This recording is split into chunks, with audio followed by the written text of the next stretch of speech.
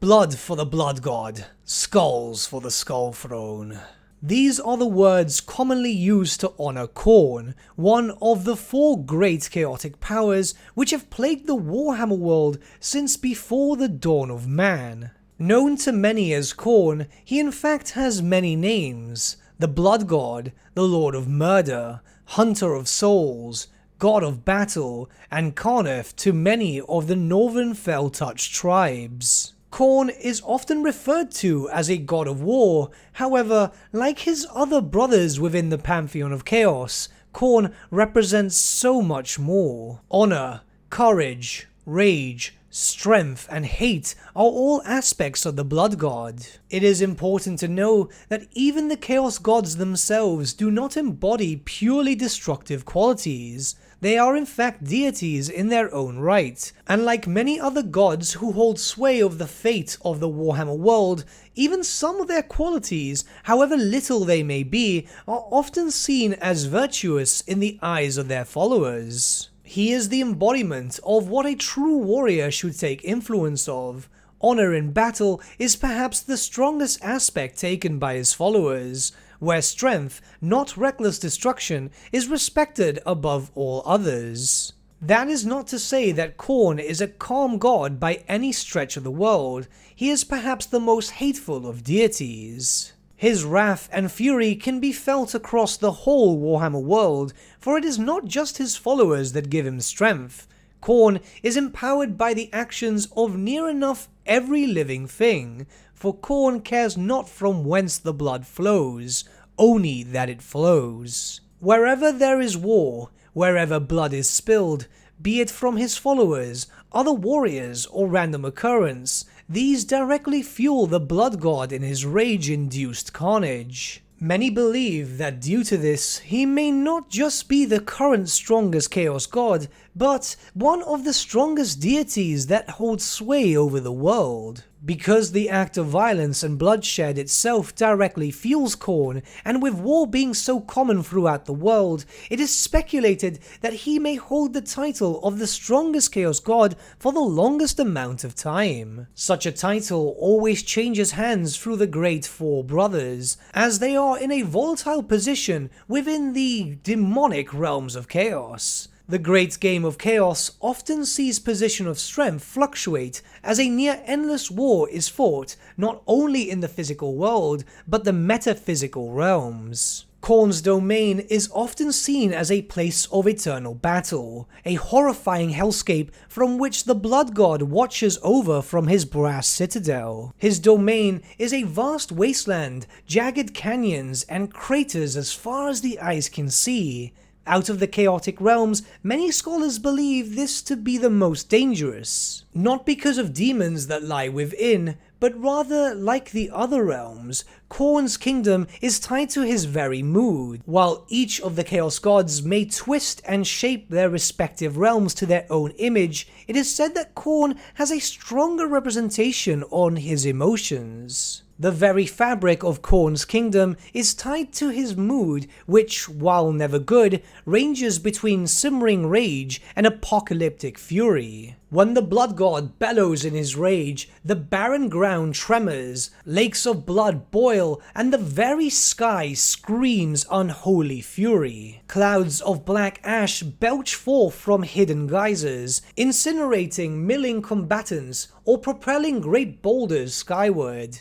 Yet still the demons battle. They fight not for honor, not for wealth, not even for victory. They fight for the sake of fighting, and for the favor of their wrathful lord. Such constant displays of brutality serve as entertainment for the Blood God, even if it's just for a few moments. Such moments are indeed precious, not for the Blood God himself, but it keeps him momentarily distracted. These are perhaps one of the very few precious moments where Khorne's gaze is not set on the Warhammer fantasy world, and the many mortals who in his eyes need to be dominated or destroyed. There is but one location within the Blood God's realm which will make many a mortal think about it with both awe and fear: the Brass Citadel, an unholy bastion which towers over the desolate wastelands of blood and fire. It stands proudly as the very representation of Khorne's own pride. The walls of this unholy bastion are jagged, thick with crusted blood,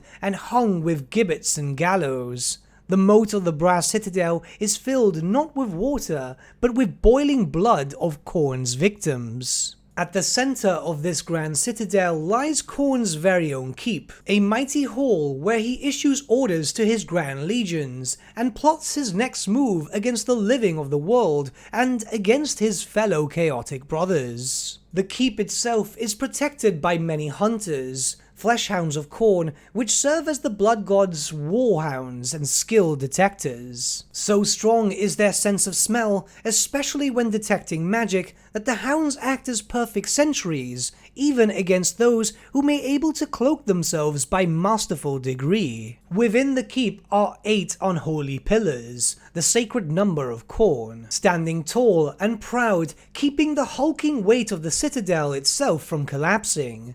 These 8 pillars stand as a constant reminder to the blood god's servants of his unholy commandments, each etched with unholy virtues of rage, martial skill, and defiance. The servants of Khorne must fight with a rage-induced skill, but they must fight with honor. Cowardice is not, and will never be permitted by the Lord of Skulls. Perhaps the most terrifying feature within this great citadel is the skull throne itself. At the center of the keep sits a mighty throne of brass, which rests upon a mountain of skulls. These skulls are those claimed by many champions of Khorne over the many years that his influence had been felt upon the world. Bones, of course, litter the halls of the central keep.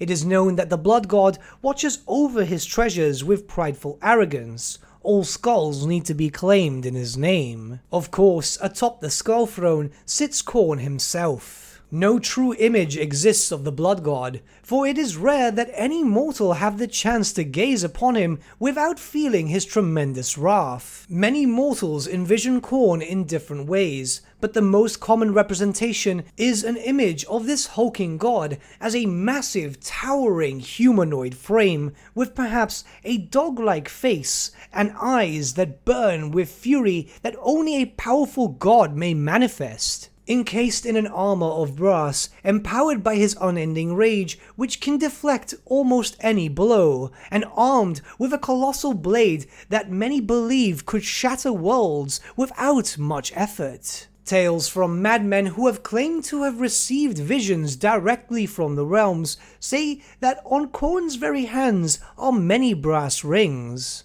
While some of those rings are studded with his own iconography, some glimpses show that other rings have the heads of creatures, former living gods who had failed the challenge to face Khorne in single combat. Where these gods originated from is unknown, for the influence of chaos can be felt across many worlds, many timelines, and many universes. All that is known is Khorne is a fighter like no other, and he will deal with matters personally should it call for it. From the Skull Throne he commands his servants, demons which are extensions of his own will, and in very rare circumstances even communicate with his mortal followers. For the majority of the time, Khorne sits upon his throne, where only the most dire of needs will see him rise and tend to matters personally. This is a regular occurrence, not just for Khorne, but any of the chaotic gods, although it is the Lord of Skulls who is far more willing to join the battlefield. Many believe this is to preserve one's strength until it's really needed, for the Lord of War does not only fight against the living and the dead of the Warhammer world, but there is also a great war happening within the realms of chaos, known as the Great Game. A near unending war which has likely spanned since the very birth of the Chaos Gods themselves, where the realms not only serve as the domain of these dark entities, but also a battleground the likes of which no mere mortal could even dream of. The Dark Gods of Chaos each have their own particular spheres of influence, their own demonic servants and their own territories, Yet the realm of chaos is not merely the home of the dark gods, it is also their battlefield, the arena for a great game of supremacy. The brothers are constantly at war with one another, vying for power amid the planes. Despite their myriad differences, the Chaos Gods share a common goal: total domination of all that is. But such absolute power cannot be shared even amongst gods. So it is that this peculiar world is burdened by constant wars of attrition.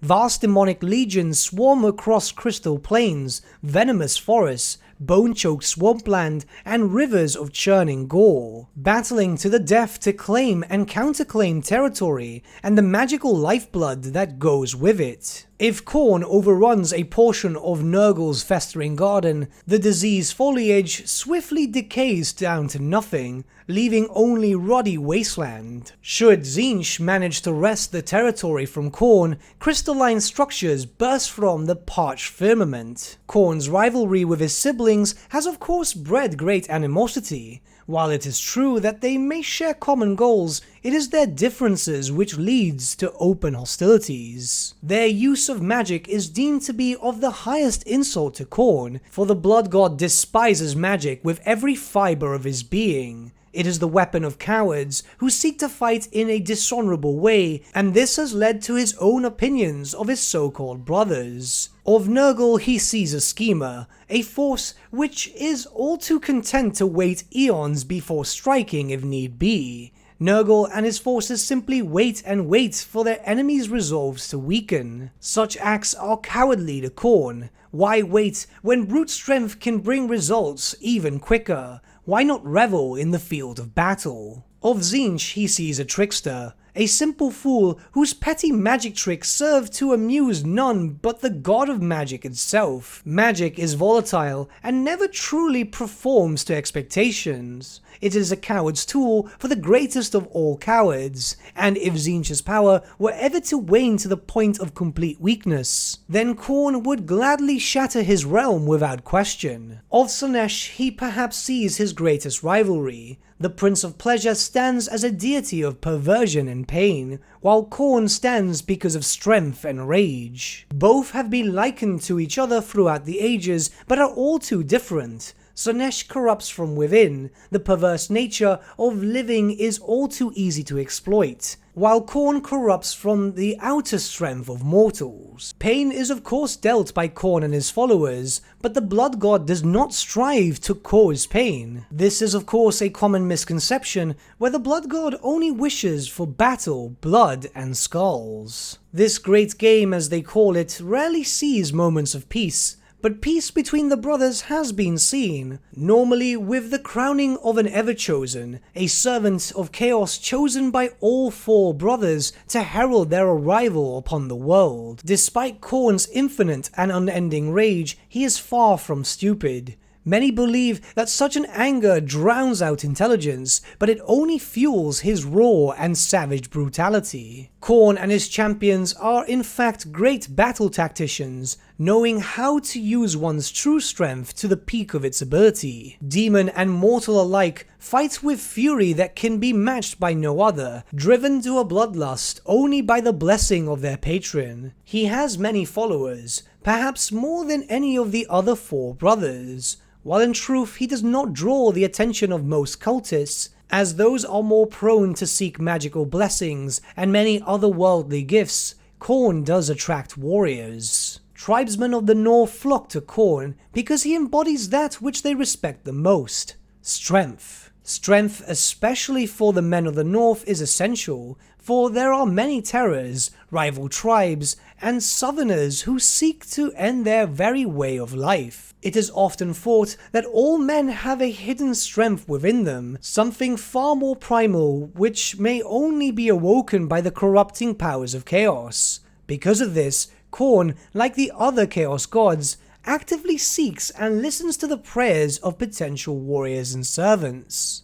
Unlike the other Chaos Gods, however, Khorne does not make promises of power and glory to these mortals. Instead, he demands they make tribute to his name, blood and skulls, and only large types will gain his attention. When warriors do earn his gaze, he has been known to bestow great gifts. These are forged within the brass citadel itself, where specialized forgers have been erected for this purpose. The gift of arms, the most common of gifts granted to the chosen of Khorne. These are normally suits of armor or weaponry, forged with the eternal hatred beyond mortal comprehension, and fused or bound to the bearer. These items are near indestructible. None of his followers are permitted to be sorcerers, although as you can tell, some will carry magic-imbued weapons or armor in order to augment their killing ability by his blessing alone. The gift of beasts. In some occasion, Khorne may allow for his chosen champions to make use of his demonic beasts. Fleshhounds, blood beasts, or juggernauts may be sent from the Chaos Realms to aid warlords of various tribes. However, such a gift does not come easy, for the champions are not given complete control over these demons,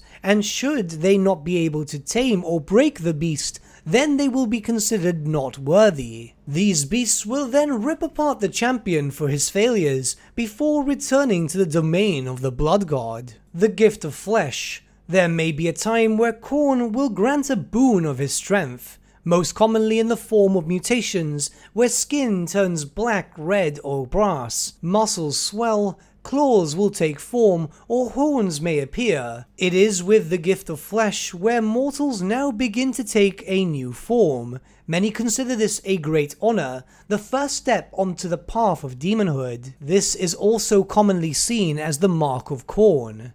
The gift of will. By now, the champion of Khorne has gained much attention from the Blood God, and has been granted a stronger will than even the most stubborn of Chaos warriors. The champion will become more tuned with his surroundings, as the warping powers of Chaos grant him vision. Rational thought is lost, as the champion now only cares about war. The gift of title. The one true gift any warrior of Khorne strives to achieve, where he or she has now been blessed with a new name. This is not a mere simple name, but rather the one that will lead them onto the path of demonhood. While this may take many years, and they would still have to prove themselves, it is enough to send the champion into a bloody frenzy as they seek to claim more blood and skulls for the Blood God. It is not just the Northerners that may fall to Khorne's influence and eventually receive these gifts. For the lowly peasant or simple city guardsman may have a rage in his heart unknown to many others, perhaps even himself. A flame which, if allowed to grow, may twist and turn this man into a force of pure destruction. Khorne revels in a man who seeks glory, for in old world society, this leads frequently to feelings of anger at one's enemies and a need to see them dead. Others may turn over to the ruinous powers in order to have their ambitions fulfilled. Examples include the militiaman, who simply dreams of having the strength to repel his foes in order to see his wife and young child again, or the aging knight who wishes the strength of his youth still course through his veins. At the same time, many despair at their fate, and whilst Khorne finds this pathetic, he may still bestow blessings upon these wretched souls. Sometimes there is no better servant than the one who is picked up at the lowest of ebb and given his wish. The hearts of this kind of man often burn most fiercely for Khorne. Some servants of Khorne come willingly, others are slowly drawn in. There is a fine line between justice and vengeance, and in seeking revenge, many people cannot control the nihilism and anger within themselves, which spills over into a fury that cannot be purged from their body. This leads them into direct exposure to the principle Khorne imposes, and far too often the wrath has consumed the person that inevitably the Blood God consumes their very soul. As it can be expected, there are indeed cults dedicated to Khorne throughout the civilized world. These do not have as much influence as they may claim, for it is usually the case that they crumble within their own infrastructure. Cultists dedicated to bloodshed often will suffer large degrees of infighting due to their inability to keep a low profile. Congregations that may be too large will often get noticed eventually, but still do the Khorne cultists attempt to spread their influence. Some have been known to find themselves with positions of power and influence, infiltrating various offices. While this may sound very unlike the typical worshippers of the Blood God, it is with purpose. While in a position of power, they may directly influence the court they hold sway over, often leading followers into proxy wars, all of which fuels the Blood God's hunger. What we have next is a reading from a diary of a Crimson Skull cultist, the Crimson Skull being one of the most influential Khornate cults all around the Old World. Our Blood Lord has given us many great blessings this night. The sacrifices must have appeased his almighty rage, for the blood in our skull chalice became still. I drank deeply from the cup, and felt renewed with almighty strength. I have no recollection of what occurred next, but when I woke, the other 7 were all dead. They were ripped to shreds, reduced to ooze upon the floor, bones ground to dust.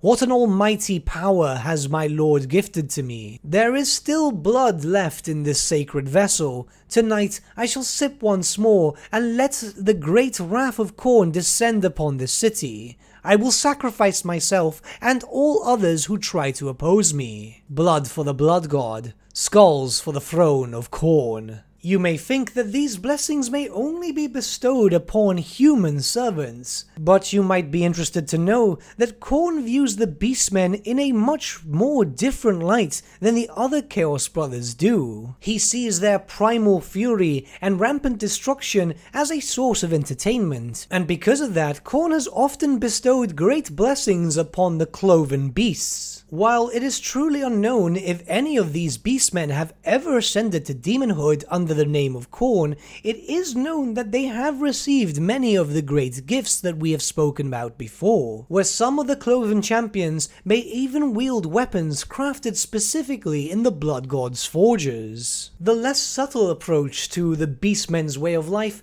perfectly suits the needs of that of the Blood God. Such beasts are extremely easy to rouse and do not need much incentive to send them to battle. And finally, the Demons of Khorne, true extensions of his will made manifest, shaped in the form of humanoid and beast. These demons rally around Khorne's banner as his truly unbreakable legions. They form part of his armies, his forge masters, and even his beasts of war. The Demons of Khorne are nothing but unending rage, very much like the god that had birthed them into existence, or at least immaterial existence. To face a Demon of Khorne in battle is to face the very wrath of Khorne made manifest. Greater demons take control of the lesser ones in an unholy parody of that of the most regimental of armies. Despite these creatures being of arcane origins, much like the immortal servants, they are not to use any form of magic, as they are the embodiment of the Blood God's will and his unholy virtues. They, like their patrons, can often not be bargained with. It is indeed extremely rare that any Demon of Khorne may actually engage in any diplomatic conversation, though it is important to note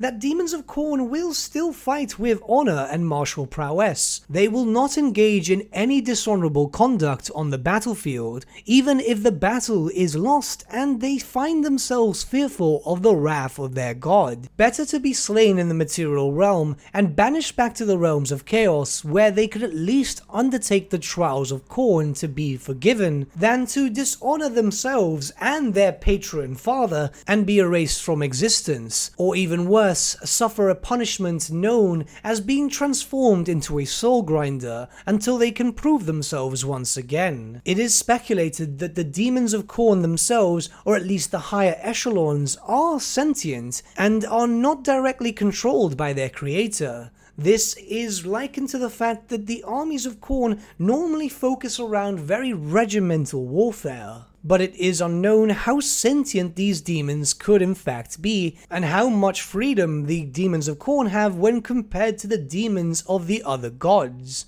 Though this is further reinforced by a particular event, where the demon Skarbrand, a bloodthirster and once the fabled champion of Khorne, had turned around in his bloody fury and struck at the blood god himself. Such an event had never been heard of before, barring that of the rebellion by the demon prince of Undivided, Be'lakor. And even then, the fabled demon prince had only acted against his benefactors and did not actively lay any blow on any of the four chaotic brothers. Skarbrand felt perhaps the most wrathful of Khorne's punishments. Instead of being destroyed outright directly, his personality and intelligence was completely drained as punishment from the very fiber of his being. Since that fateful day, Skarbrand travels both the immaterial and material worlds with no direction whatsoever. He exists only to cause destruction.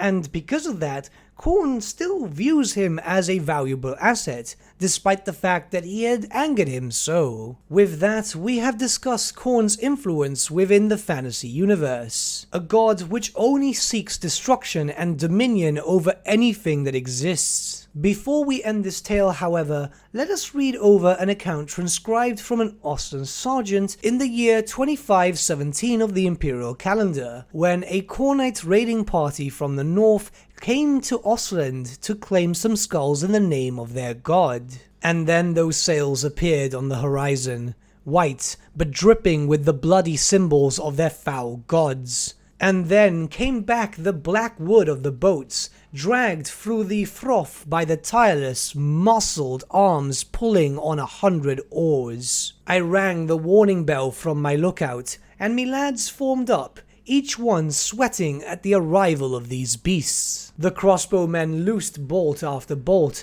and many fell, but still the howling fiends ran up the beaches, with no care for armor or shields. They looked like rabble, but fought like demons, crashing through our lines, butchering men left and right, clubbing limbs into gore, and hacking heads from bodies like they were attached with butter. I will never forget that morning. How this gentleman survived such a fight we will never know, but with all that being said, all the books used as reference for this video can be found in the description below should you wish to seek them out for yourselves and do some more research on the Blood God Khorne. But with that, my friends, we've come to the end of our video. Thank you so much for watching. If you did enjoy the video, might I suggest giving the video a like, or even subscribing to the channel, as it really does help us out.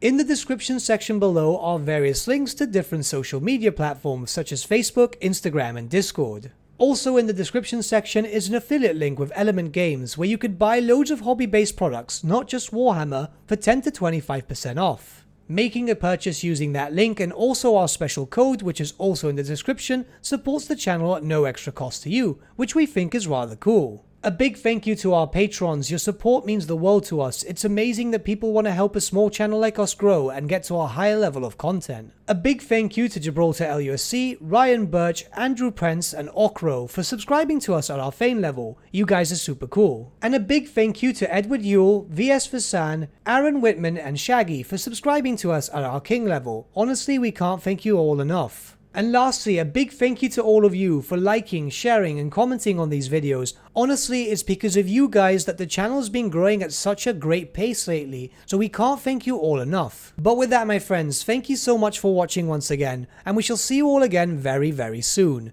Have a good day.